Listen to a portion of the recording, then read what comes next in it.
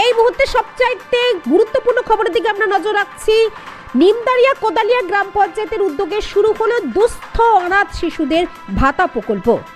আমরা আবারও জানিয়ে রাখি, নিমদারিয়া কোদালিয়া গ্রাম পঞ্চায়েতের উদ্যোগে শুরু হলো দুস্থ অনাথ শিশুদের ভাতা প্রকল্প। উত্তর 24 পরগনার বসিরহাট 1 নম্বর ব্লকের নিমদারিয়া কোদালিয়া গ্রাম পঞ্চায়েতের উদ্যোগে রাজ্যের প্রথম এই ধরনের প্রকল্প পঞ্চায়েতে শুরু হলো। এলাকার দুস্থ অনাথ শিশুদের হাতে 500 টাকার চেক তুলে দিল উত্তর 24 পরগনা জেলা পরিষদের খাদ্য কর্মাধ্যক্ষ সাহানুর মণ্ডল। এই সীমান্তবর্তী পঞ্চায়েতে একাধিক পিতৃহারা অনাথ শিশু রয়েছে। তাদের পরিবার আর্থিক অবস্থার অবনতি হওয়ায় সন্তানদের ঠিকমতো লালন পালন করতে পারেন না। কেউ ইটভাটার শ্রমিক, কেউ দিনমজুর, তো আবার কেউ চাষের কাজে যুক্ত। এইভাবেই তারা দিন গুজরান করেন। ঠিক তাদের কথা মাথায় রেখে নিমদারিয়া কোদালিয়া গ্রাম পঞ্চায়েতের প্রধান সাহারাব মণ্ডলের উদ্যোগে এই প্রকল্পের নাম রাখা হয়েছে পিতৃহারা অসহায় শিশু ভাতা প্রকল্প। এই প্রকল্পের মাধ্যমে প্রতি মাসে 500 টাকা করে দেওয়া হবে ছাত্রছাত্রীদের অ্যাকাউন্টে। এই অর্থ বহন করবে পঞ্চায়েতের তহবিল থেকে। এই অনুষ্ঠানে উপস্থিত আছেন বসিরহাট 1 নম্বর ব্লকের বিডিও গোপাল ব্যানার্জি, গোলাম বিশ্বাস প্রাক্তন জেলা পরিষদের সভাপতি, টাকি পৌরসভার উপপৌর প্রধান ফারুক গাজী, পঞ্চায়েত সমিতির সভাপতি উত্তম সর্দার, বসিরহাট 1 নম্বর ব্লকের 7টি গ্রাম পঞ্চায়েতের প্রধান সহ একাধিক member. Bureau report, news now, Basirhat.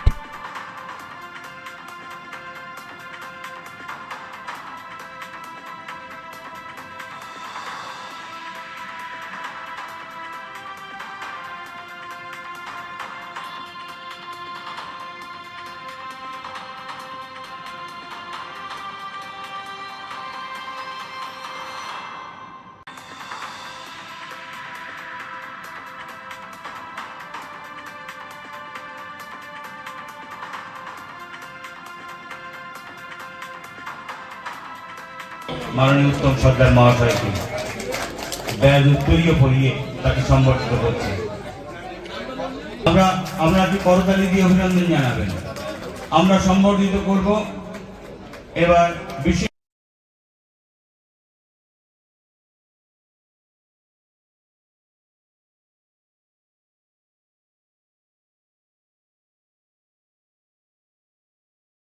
মাননীয় উত্তম সর্দার মহাশয়।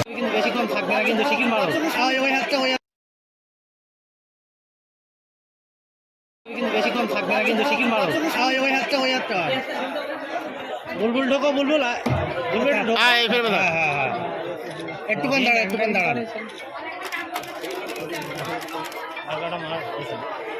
একটুখান দাঁড়ান। 1 থেকে 14 বছর বয়স পর্যন্ত যত বাচ্চা আমাদের নিমদারিয়া কোদালিয়া পঞ্চায়েতে আছে, তাদের প্রতি মাসে পিতৃহারা অসহায় শিশু ভাতা একটা ঘোষণা করা হয়েছে। আমরা পঞ্চায়েতে যতগুলো মানুষ আছে, যে বাচ্চা আছে, তাদেরকে আমরা প্রতি মাসে 500 কোটি টাকা পঞ্চায়েতের ওন ফান্ডের মাধ্যমে দেওয়া হবে। কিন্তু আজকে হয়তো 70-80 জনে দেওয়া হতে পারে। টোটাল পঞ্চায়েতে যত মানুষ আছে, এই অসহায় বাচ্চা আছে, প্রত্যেককেই ভাতা দেওয়া হবে। দেখুন, এই ধরনের বাচ্চাদের বেশি নিচ্ছে গ্রাম্য এলাকা, সবাই ক্ষেত মজুরি খেটে খায়। এখানে ব্যবসাদার চাকরিজীবী লোকজন খুব কম। কিন্তু যারা অনাথ বাচ্চা, অসহায় বাচ্চা, তাদেরকে পড়াশুনো যাতে সহযোগিতা করতে পারে, একটুকু পারলেও পঞ্চায়েত সহযোগিতা করছে। হ্যাঁ, তো এই পঞ্চায়েতের প্রধান যতদিন আছে সে তো চলবেই। পরের প্রধান এসে সে আইন পাল্টাবে, কি রাখবে, বাড়াবে, সেটা তার ব্যক্তিগত ব্যাপার। আমার যা ইচ্ছা আছে, এই ব্লকে প্রত্যেকটা পঞ্চায়েতে আমরা এই ধরনের প্রকল্প, প্রতিটা পঞ্চায়েতে এক একটা প্রকল্প শুরু করি। আমি বক্তব্য বলে গেছি। আমার একটা ইচ্ছা ছিল যে পঞ্চায়েতের অসহায় এতিম মানুষের জন্য কিছু একটা করব। এইটা নিয়ে অনেকদিন ভাবছিলাম।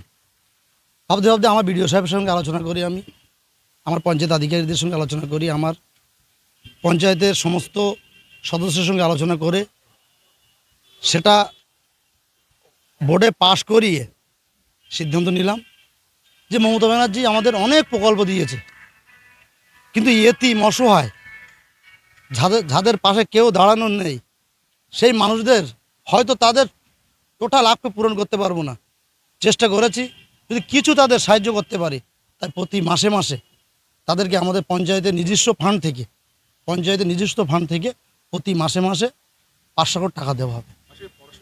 পড়াশুনো আপনি পড়াশুনো ধরতে পারেন, অনেকের পোশাক আশাক করতে পারে না ভালো, যারা অসহায় এতিম অনাথ শিশু তারা পড়াশোনার পিছনে খরচ করতে পারে, জামা কাপড় পিছনে খরচ করতে পারে, সেটা তার নিজের ব্যক্তিগত ব্যাপার। আমরা দেখেন সীমান্ত বলে কোনো কথা নেই, কারণ সীমান্তের সঙ্গে তো কোনো সম্পর্ক নেই এই পঞ্চায়েতে। সীমান্ত আমরা এসেছি জনগণের কাজ করতে, মানুষের কাজ করতে। মানুষ আমাদেরকে বসিয়েছে মানুষের কাজ করার জন্য, আমরা মানুষের কাজ করছি। এখনো পর্যন্ত আমার কাছে যা জমা পড়েছে 60 থেকে 70 জনের মতো, 70-80 জনের মতো।